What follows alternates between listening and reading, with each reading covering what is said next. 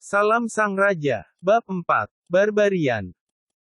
Kenapa aku di sini? Apa yang terjadi? Peristiwa baru-baru ini membuat Fei semakin bingung.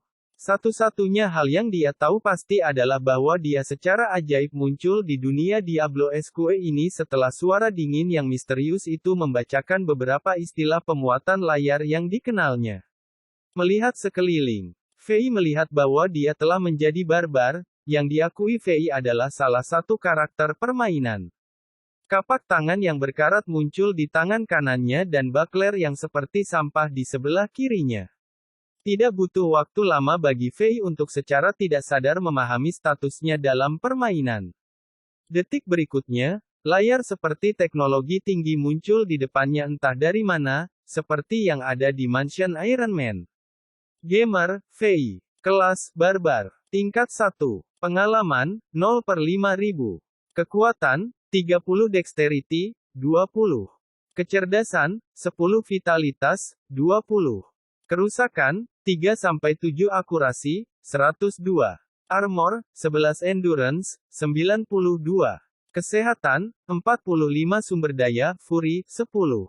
Tahan api, 0 Tahan dingin, 0. Perlawanan petir, 0 Perlawanan racun, 0. Ini atribut aku di dalam game. Fei melihat namanya di bagian atas layar.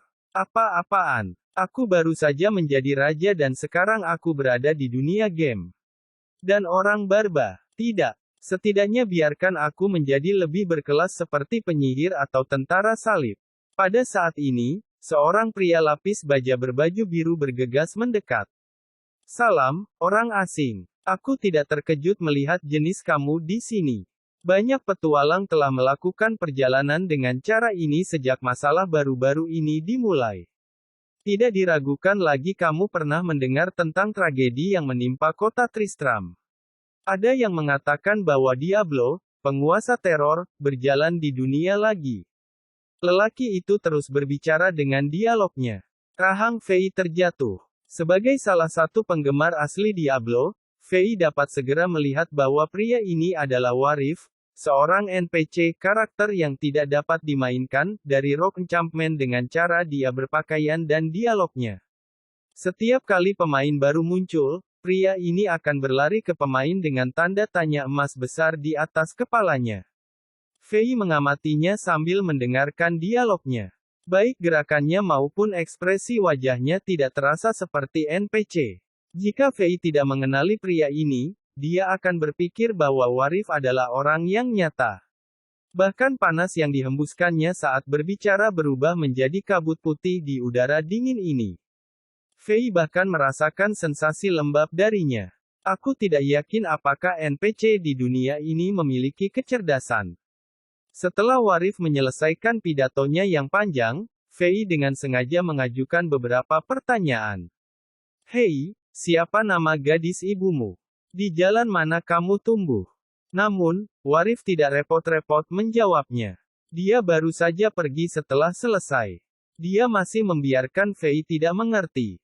Setelah berpikir sebentar, Fei memutuskan untuk mencari orang lain, pendeta Akara. Jika dia ingat dengan benar, pencarian pertama di peta pertama Diablo Rogue Enchantment berasal darinya, seorang pendeta wanita dari persaudaraan, Sihlesai. Selain itu, dia juga adalah pemimpin dari Rogue Enchantment sehingga Fei harus menemukannya jika dia ingin tahu apa yang sedang terjadi. Jalanan sepi dan tak bernyawa. Fei melewati beberapa tenda dan pagar dan akhirnya melihat pendeta Akara di belakang kereta kayu. Ada banyak botol dan guci berbentuk aneh yang mengelilingi tenda. Fei cukup jauh dan sudah bisa mencium bau aneh yang datang dari mereka. Akara, yang mengenakan jubah biarawati ungu, berdiri di depan tenda. Fei berjalan mendekat dan tanda tanya emas muncul di atas kepala Akara. Aku Akara, Imam Besar Sisterhood of the Sihlesai. Aku menyambut kamu, Traveler. Akara mulai memperkenalkan dirinya, sama seperti di game aslinya. Seperti yang diharapkan, setelah percakapan, dia memberi Fei pencarian.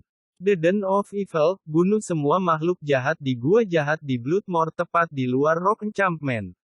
Persis seperti yang diingat Fei. Sebuah tombol merah diproyeksikan di sisi kiri penglihatan Fei. Dia menekan tombol dan deskripsi Rinchin muncul. Sepertinya tidak ada pilihan lain sehingga dia menerima pencarian. Fei mencoba mengatur kata-katanya agar tampak lebih canggih. Yang mulia Akara, boleh aku tahu informasi lebih banyak tentang tempat ini? Dia ingin tahu apakah ada NPC yang memiliki kecerdasan dan dia berharap dia bisa mendapatkan petunjuk tentang mengapa dia muncul di dunia ini. Petualang muda, kamu harus menyelesaikan pencarianmu terlebih dahulu sebelum kamu bisa tahu lebih banyak. Jawaban Akara mengejutkan Fei. Ini bukan sesuatu yang ditulis dalam game asli. Itu menunjukkan bahwa di dunia ini, NPC memiliki beberapa kebebasan, dan bahwa mereka tidak memiliki kode praprogram yang kaku. Fei ingin bertanya lebih banyak, tetapi Akara berbalik dan pergi ke tendanya. Dia mencoba mengikutinya tetapi dihalangi oleh kekuatan misterius dan tidak bisa mencapai 1 meter dari pintu masuk. Sepertinya aku harus menyelesaikan pencarian terlebih dahulu. Setelah gagal mendapatkan jawaban dari beberapa NPC lain di Rock Enchantment, Fei berjalan keluar gerbang yang dijaga oleh bajingan wanita, dan melangkah ke Bloodmoor yang berbahaya, di mana 1 ton monster bersembunyi di sekitar. Peringatan, Gamer Fei, kamu telah memasukkan Bloodmoor. Membunuh monster akan memberi kamu kejutan yang tak terduga. Tetapi jika kamu gagal dalam pencarian kamu akan menerima beberapa hukuman misterius. Kata suara misterius sebelum tertawa seperti orang gila. Fei mengenalinya sebagai suara yang muncul di benaknya sebelumnya. Itu berlalu begitu cepat, sehingga Fei hanya mendengar kalimat pasangan pertama. Tawa itu dipenuhi dengan menertawakan. Namun, dibandingkan dengan nada dingin, seperti mesin sebelumnya, itu pasti lebih manusiawi seperti saat ini. Fei memotong tikus bulu ke-20 dengan kapaknya. Sinar cahaya putih turun dari langit dan menyelimuti Fei. Naik tingkat. Ini bukan pertama kalinya hal itu terjadi, dan Fei mengharapkannya. Sangat nyaman dalam cahaya, Fei merasa kenikmatan yang tak terkira. Semua luka berdarah karena bertarung dengan monster tertutup dan sembuh dalam 3 detik. Setelah 4 atau 5 detik, cahaya menghilang. 2 tombol merah gelap muncul di depan Fei. Yang di sebelah kiri diberi label New Attributes Points dan yang di sebelah kanan bertuliskan New Skill Points. Ini adalah hadiah setiap kali setelah naik level. Fei pertama kali membuka menu New Attributes Points.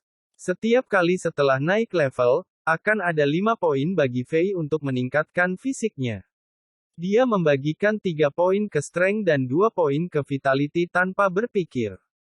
Itu adalah atribut utama dari Barbar. Dia kemudian membuka poin keterampilan baru dan mendistribusikan 1 poin yang dia dapatkan dari naik level ke penguasaan senjata. Fei sekarang menjadi Barbarian, tingkat 5. Semua 25 poin atribut didistribusikan ke kekuatan dan vitalitas. Dari 5 poin skill, 3 dibagikan ke Weapon Mastery dan 2 ke skill Warcry Hall.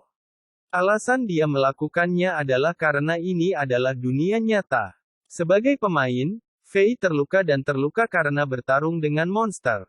Dia tidak hanya kehilangan kesehatan, dia merasakan 100% rasa sakit juga. Bersambung.